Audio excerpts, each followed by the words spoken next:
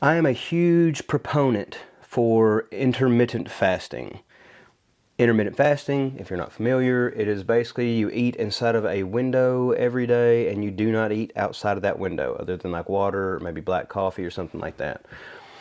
The way that my schedule is normally set up, I usually get up around 6 or 7 a.m., go train, do all my stuff, and then I try to have my first meal around like noon. And then I try to eat from about noon to 6. So I have a 6 hour window that I eat in. It's I don't sleep well if I eat too close to bedtime. My quality of sleep's not that great. The human body was not designed to wake up and eat and then eat some more 2 hours later and then eat again and then eat again and then eat again and then eat again. Whenever, like, biologically, we're not really programmed for that. We're not wired for that. We're not really evolved for that. Back in the day, we were supposed to be waking up and going outside and running down a saber-tooth tiger, and maybe we didn't even get to him for a day or two. You know, we had to track him and hunt him and all that stuff, so we weren't used to eating all the time. Like, we don't have to eat all the time. I know you feel like you need to, probably, but you don't. Like, that feeling of hunger that you get when you're hungry, you need to change your relationship with that feeling and reclassify what that feeling is. I love being hungry. Like, my brain operates with a different clarity when I'm hungry or whenever I feel that, like, emotion. It's not that easy to just stop doing that, and I understand a lot of people, you don't eat and you get a headache or whatever it is because you're hungry. It's really hard not to eat when we're bored. But they say breakfast is the most important meal of the day. And that's true. But it does not mean that you're supposed to eat breakfast as soon as you wake up. It just means that you are breaking your fast, your break fast. That meal is important.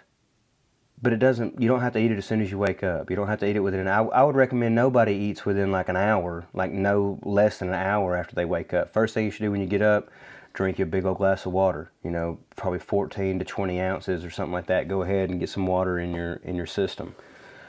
But you don't have to have food immediately. Most of the time, at least once a month, I do I usually do at least like a 36-hour fast once a month. Sometimes I might fast for 2 or 3 days. It just kind of depends. I do it for my own reasons. I really like fasting. You can do some research on that. I think fasting is good for you, and I would recommend it for anybody. But intermittent fasting is really good to eat in a small window, whether it's a 8-hour fed, 16-hour fasted, 10-hour fed, 14-hour fasted, whatever it is. I mean, I think that the smaller you can shrink that window, the better results you'll have. Whenever I'm training really hard and I'm like on an aggressive cut, I usually go down to like a 4-hour window or a 5-hour window when I eat. And to me, it works great. I really enjoy that.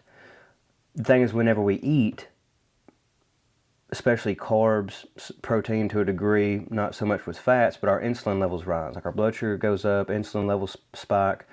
We cannot burn any stored body fat whenever our insulin levels are raised.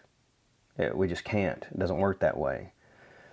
So if you're constantly in a fed state all the time and your insulin's always constantly high, and your blood sugar's always spiked and it never gets to bottom out or anything like that, like, your body cannot turn to stored body fat to use it for energy.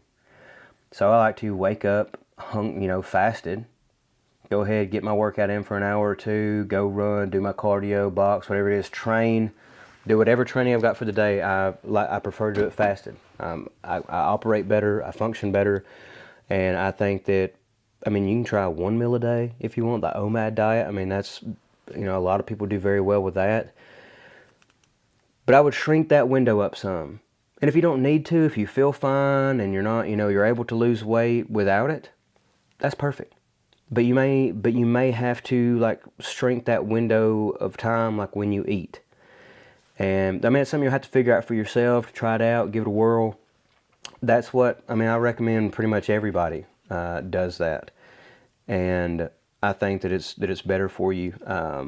Our food is constantly having to break down food and digest food and all that stuff. And that's one reason I fast once a month, is just to kind of give my stomach a break, to let it just kind of hang out and, like, not have to worry so much about digesting food all day. I'm pretty sure that sucker's tired.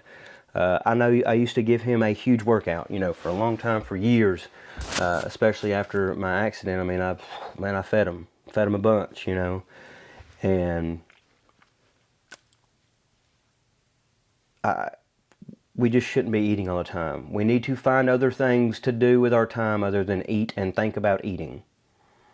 I know a lot of people, like, that's what their day revolves around. They wake up, first thing I hear at work is, "Hey, where are we going for lunch?"